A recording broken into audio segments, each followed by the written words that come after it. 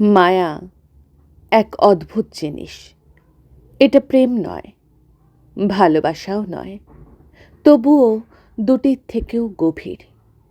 প্রেমে যুক্তি থাকে, ভালোবাসায় সীমা থাকে, কিন্তু মায়ায় কোনো সীমা নেই, কোনো যুক্তিও নেই, শুধু টান, একটা নিঃশব্দ অদৃশ্য টান। মায়া এমন এক বাঁধন যা জড়িয়ে ধরে আষ্টে পৃষ্ঠে, যার থেকে পালাতে গেলে মন আরও গভীরে গিয়ে আটকে পড়ে। যার প্রতি মায়া জন্মায় সে যদি হঠাৎ চুপ হয়ে যায়, কথা না বলে, খবর না রাখে, বুকের ভেতরটা চিনচিন করে কোনো এক অজানা ব্যথাতে।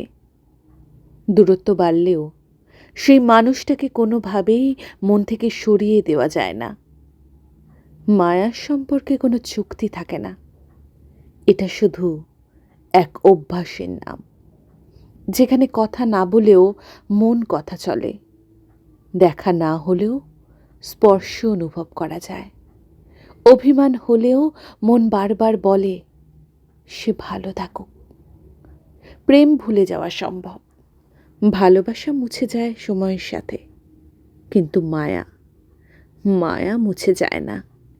এটা থেকে মুক্তি নেই, কারণ মায়া কখনো বাইরের সম্পর্ক নয়, এটা মনের ভেতরের এক নরম কোণ, যেখানে কেউ একবার ঢুকে গেলে সেই জায়গাটা তারই থেকে যায় চিরকাল। এমন এক নীরব ভক্তি যার শেষ নেই, যার ব্যাখ্যা নেই, শুধু অনুভব আছে।